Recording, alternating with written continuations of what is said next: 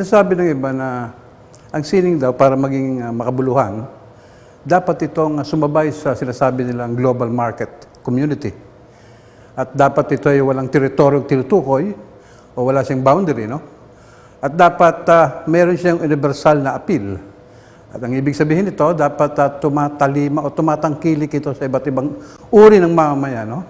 Regardless of sex, regardless of color, kulay, kultura, paniniwala o lahi.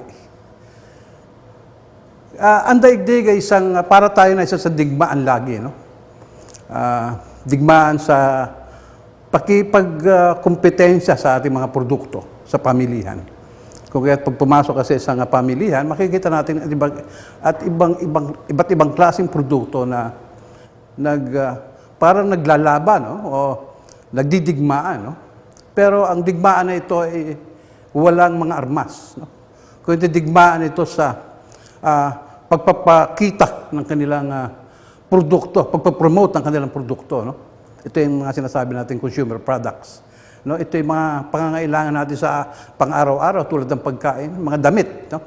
So patuloy na nagdidigmaan niya sa pamilihan, no? Ngayon, dahil nagdidigmaan, ang digmaan niya may kinalaman sa kultura, no? Ito yung sinasabi natin corporate identity, no? Mahalaga to sa pagpapakita ng ating appreciation sa mga produktong Pilipino. Diyan tayo kulang kung kaya't laging dihado o hindi nabibili ang ating produkto. Pero siyempre hindi lang naman nangyari yan kanina, no? Kundi may mga pangkasaysayang batayan yan kung bakit nagkaganito tayo, no? Kinulonya tayo ng mga iba't ibang dayuhan sa mahabang panahon, no? At ang ating kultura ay pinigilang umunlad, no? Kung kaya't may pagtingin tayo sa ating sarili na para bang minamaliit natin at malaki ang pagkilala natin sa anumang produktong dayuhan o anumang naisin ng mga dayuhan na sabihin sa atin, tinitingnan natin bilang isang katotohanan, no? So naging naging palaasa tayo sa mga produkto ng dayuhan. Pero panahon na, no, na baguhin natin ang mga pananaw na to, no? Dahil sinagkaan man ng mga dayuhan ito, dapat nating balikan ang ating kasaysayan, no? Ating cultural heritage sa sinasabi, no? At dahil ang mga bagay na yan, pwede natin gamitin para magpaunlad ng ating mga disenyo o sining, no? Na matagal na sinagkaan ng mga dayuhan para umunlad. At makikita natin yung mga resulta, no, ng pagiging mababa na pagtingin natin sa ating kultura, no? Halimbawa, yung mga ad congress na sinasabi natin, ito yung mga komersyo, no, lumalabas o nakikita natin sa mga telebisyon, no? Pagka nagkakaroon sila ng mga kompetisyon among Southeast Asians, hindi na nanalo ang Pilipinas. Ang laging nananalo ang mga TV commercials ay nagmumula sa ating mga kapitbahay, no? Tulad ng Malaysia, halimbawa. Thailand, no? Bakit? Nagtatanong tayo. Bakit? Kala ko ba mga Pilipino nangunguna, no? Sa advertising industry. Pero ang dahilan pala niyan ay dahil hindi natin gagamit yung ating kultura para i-promote yung ating produkto. Habang yung mga kapitbahay natin, yung Malaysia halimbawa, ginagamit nila yung kanilang kultura para mag-promote ng kanilang mga produkto. Tayo, tumitingin tayo dun sa kung anong uso sa Europa o sa Estados Unidos. Ginagaya natin yung trend, no? So, ang nangyayari, sa mga kompetisyon, binibigyan ng mga hurado yung pagpapahalaga ng isang bansa sa kanilang kultura. So, parang may no? Parang hindi naman nakakaya, pero nakakapangliit, no? Kung bakit sa gitna ng marami tayong talento, nangyayari yung mga ganitong bagay, no? Nananalo tayo sa mga paligsahan sa iba't ibang aspeto ng sining, pero halimbawa, yung may nananalo sa tulad nila Lea Salonga, halimbawa, no? Pero ang pinopromote nilang sining, hindi naman talaga sining ng Pilipino, no? Kundi sining ng mga dayuhan. Bagamat hindi matatawaran yung kanilang kakayahan, no? Bilang isang artista. Pero yun ang dapat nating ipatibong sa ating mga mamamayan. Na dapat ang pagtangkilig na to, magsisimula tayo sa saysayan, no?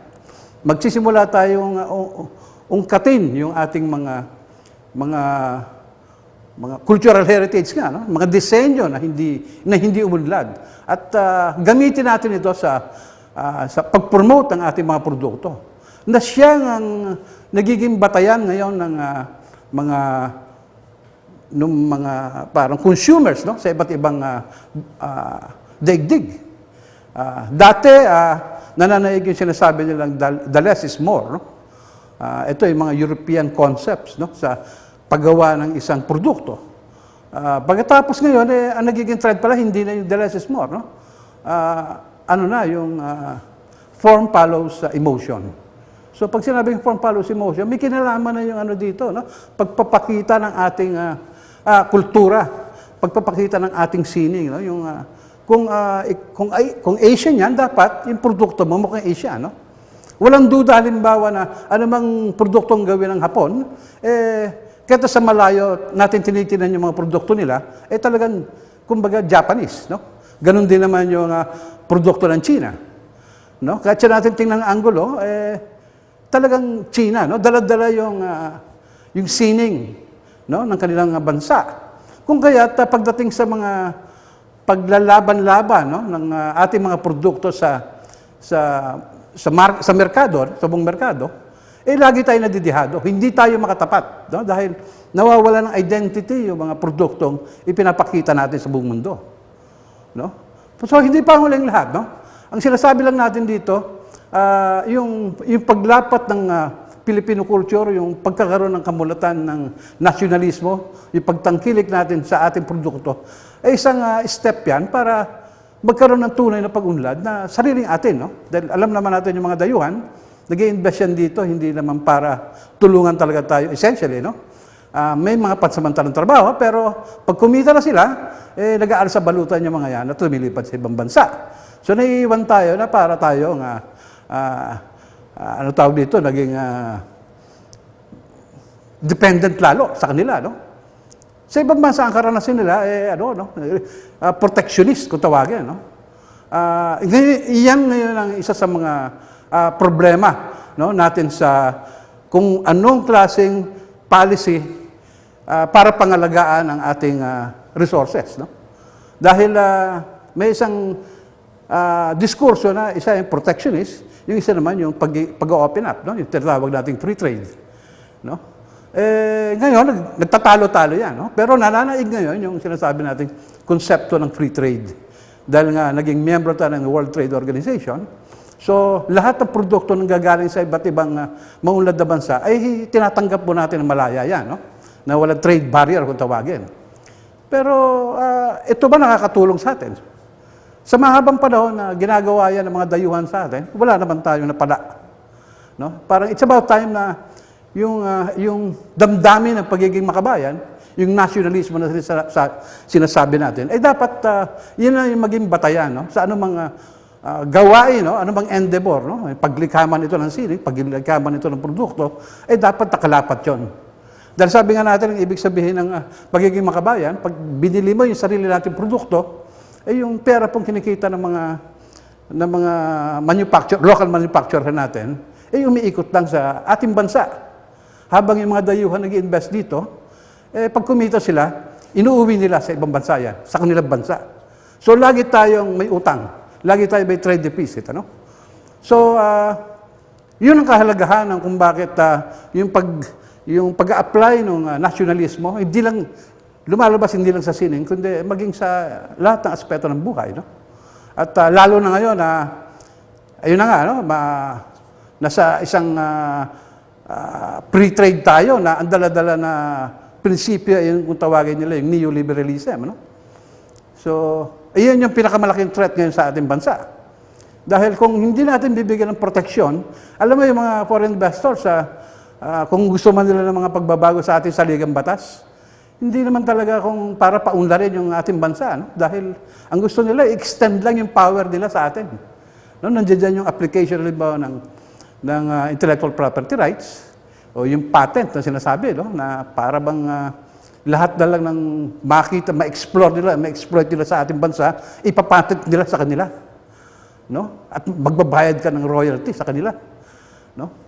Pagkatapos nandiyan yung dapat ang gobyerno umalis, no? Huwag makialam sa yung mga strategic industries tulad ng transportation.